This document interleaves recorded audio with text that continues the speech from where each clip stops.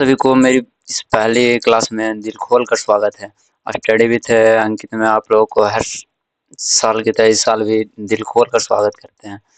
तो हम आज का पहला क्वेश्चन करने का प्रयास करेंगे। तो आप लोगों ने इंग्लिश बहुत अच्छी तरह से अब तक पढ़ ली होगी। अगर नहीं पढ़े हैं तो आप लोगों का फिर कुछ कहना ही नहीं है। गोटीलाल होने से कोई नहीं रोक सकता।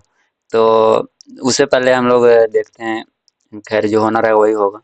क्वेश्चन नंबर पहला क्या कहता, sweetest love I do not go is composed bye.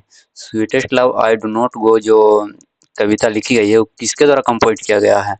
तो हम लोग जानते हैं कि किसके द्वारा कंपोज किया गया है, जॉन डन के द्वारा।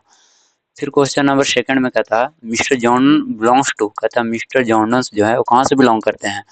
तो इसका राइट आंसर हो जाएगा इंग्लैंड से। फिर अगला क्वेश्चन है, कहता है mister Jordan was born in, mister Jordan है जो कहाँ जन्म लिया था? तो इसका राइट आंसर हो जाएगा इंग्लैंड। फिर कहता है क्वेश्चन नंबर 4 में कि who belongs to England, England से कौन बिलोंग करता है? तो हमारा जो राइट आंसर होगा वो क्या हो जाएगा? ऑप्शन नंबर है जॉन कीट्स हो जाएगा। क्योंकि हम लोग भली बात जानते हैं कि महात्मा गांधी एक हमारे देश इंडिया के बहुत बड़े नेता रह चुके हैं। तो ये तो हमारे देश इंडिया के हुए। और जाकिर हुसैन जो कि ये अपने जीवन काल में राष्ट्रपति के पोस्ट भी संभाल चुके हैं भारत के लिए। तो ये तो आंसर होगा नहीं। तो हमारा जो राइट आंसर होगा वो क्या होगा? Mister John Keats.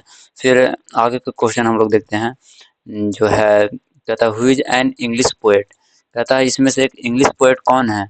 तो इसका जो राइट आंसर हो जाएगा जॉन डन। क्योंकि जॉन डन भाई इंग्लैंड से बिलोंग करते हैं। तो इंग्लैंड का जो लैंग्वेज होता है वो इंग्लिश ही होता है। तो इसका इसलिए राइट आंसर क्या हो जाएगा? John Donne. फिर क्वेश्चन नंबर 6 में है, वो कहता है कि when was John Keats born, जो जॉन कीट्स है वो जिनका जन्म कब हुआ था? तो इसका जो राइट आंसर हो जाएगा वो 1795 यानी 1795।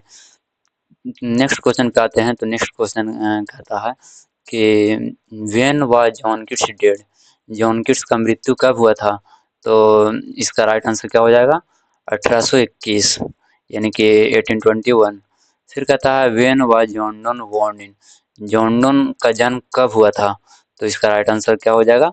आप लोग कमेंट बॉक्स में ज़रूर बताइएगा। लेकिन तब तक के लिए हम बता दे रहे हैं, इसका राइट आंसर जो हो जाएगा वो होगा 1572। फिर हम लोग 9th क्वेश्चन पे आते हैं।